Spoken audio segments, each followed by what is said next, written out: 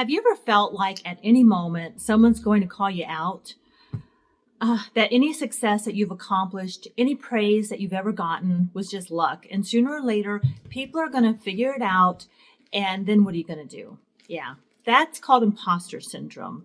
And for some reason, I thought it would get easier as I got older. I thought that by midlife, I'd have it all figured out. But nope.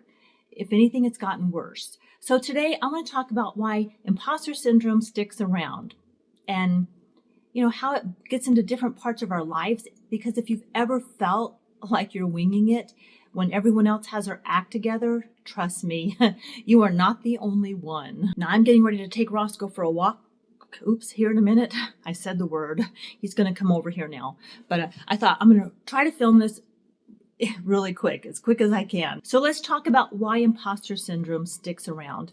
Now, I used to think that imposter syndrome was just a work thing. That it was, it was about questioning whether I was good enough for a job or a promotion or an opportunity, a new opportunity or what have you. And at some point, it stopped being about work and it stopped being about everything. Was I a good parent or did the kids just survive me? Am I actually a good friend or are people just being polite? Did I waste my life? Should I have done more by now? Honestly, it's exhausting because imposter syndrome doesn't care how much you've accomplished. It will have you doubting yourself even when there's overwhelming proof that you're doing something right. Imposter syndrome isn't based on any facts at all. In fact, it's based on fear. And even if you spend 30 years building a career, raising a family, pursuing your passions, you're still going to wake up and think, was any of this real or did I just get lucky? Meanwhile, everyone around you sees your strengths, your accomplishments, your value, but your own brain refuses to believe it. And the worst part, it clings to the tiniest piece of negative feedback while completely ignoring the mountains of positive reinforcement. For example, I feel it with my YouTube channel all the time. I'll get so many really great comments from people telling me that they connected with something that I shared or it made a difference for them in some way. It means a lot to me, so thank you. And then there'll be that one little remark. It's very rare, thankfully, but just some kind of remark. And suddenly my brain goes, well, that's it. Time to shut down the whole channel.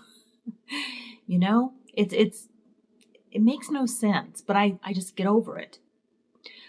So why does our brain do that in the first place? It completely ignores all the proof that we're doing something right, and it clings to that one tiny piece of doubt. So here's what I've learned. Imposter syndrome doesn't go away just because we get older. In fact, midlife makes it dig in even deeper. Why? Well, because suddenly the map disappears. When we're in our 20s and our 30s, there's like this checklist. There's career, relationship, family, milestones. There were clear markers for success. But you know what? At the stage I'm at, I just start questioning things in a whole new way. It's not, am I good enough for this job? It's, have I done enough with my entire life? Society doesn't exactly help either. It loves to tell us that our best years are behind us, that younger voices are more relevant, and we're somehow past our prime. And if you're not careful, you start believing it. Here's the real kicker. Imposter syndrome doesn't show up because you're failing. It actually shows up because you actually care, because you want to do things well, because you take your work, your relationships, your life seriously. And if you didn't care, well, you wouldn't feel this way at all. So instead of seeing it as a sign that you're not good enough, maybe it's actually proof that you're doing something right. Now, I would love to tell you there's some magic trick to make the imposter syndrome disappear. But honestly, you can't logic your way out of it. What you can do, though, is learn to kind of see through the lies. And when you hear that voice in your head saying, you're not good enough, challenge it. When it tries to tell you that your successes don't count, Just remind yourself of the proof that you see right in front of you. Look for the proof.